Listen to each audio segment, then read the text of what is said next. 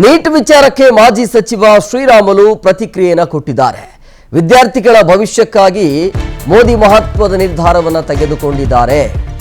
ಪರೀಕ್ಷೆ ಅಕ್ರಮ ತಡೆಗೆ ಉನ್ನತ ಮಟ್ಟದ ಕಾರ್ಯಪಡೆ ರಚನೆಯಾಗಿದೆ ಅಂತ ಬಳ್ಳಾರಿಯಲ್ಲಿ ಮಾಜಿ ಸಚಿವ ಶ್ರೀರಾಮುಲು ಈ ರೀತಿಯಾಗಿ ಹೇಳಿಕೆಯನ್ನು ಕೊಟ್ಟಿದ್ದಾರೆ. ಪರೀಕ್ಷೆ ಅಕ್ರಮ ತಡೆಗೆ ಉನ್ನತ ಮಟ್ಟದ ಕಾರ್ಯಪಡೆ ಈಗಾಗಲೇ ರಚನೆಯಾಗಿದೆ.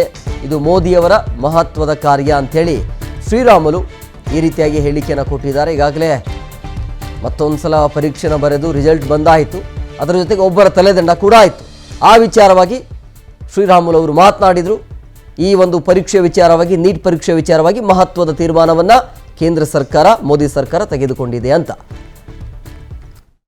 ಏನು ನೀಟ್ ಪರೀಕ್ಷೆ ಕ್ವಶನ್ ಪೇಪರ್ ಅನ್ನು ಸೋರಿಕೆ ಆದಂಥ ಟೈಮಲ್ಲಿ ಎಲ್ಲ ಪೊಲಿಟಿಕಲ್ ಪಾರ್ಟೀಸ್ ನೋಡ್ರಿ, ಅವರು ವಿದ್ಯಾರ್ಥಿನಿಯರಿಗೆ ಪೂರ್ತಿ ಹಕ್ಕಿದೆ. ಖಂಡಿತವಾಗಿ ಅವ್ರು ಹೋರಾಟ ಮಾಡಿದ್ದು ತಪ್ಪಲ್ಲ, ಅವ್ರು ಏನು ಮಂತ್ರಿಗಳ ರಾಜೀನಾಮೆ ಕೇಳಿದ್ದು ತಪ್ಪಲ್ಲ.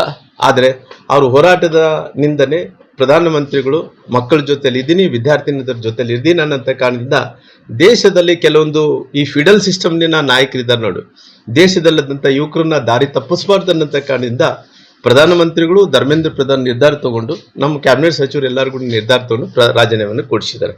ರಾಜೀನಾಮೆ ಕೊಡಿಸಿದ ನಂತರ ರಾಹುಲ್ ಗಾಂಧಿ ಅವರು ಇಲ್ಲ ನಾವು ಮಾಡಿದಕ್ಕೋಸ್ಕರವಾಗಿ ರಾಜೀನಾಮೆ ಕೊಟ್ಟಿದ್ದು ಏನನ್ನೋ ಹೇಳ್ಕೊಳ್ಳಿ, ಪೊಲಿಟಿಕಲ್ ಆಗಿ ಅವ್ರಿಗೆ ಲಾಭ ಪಡ್ಕೊಂಡು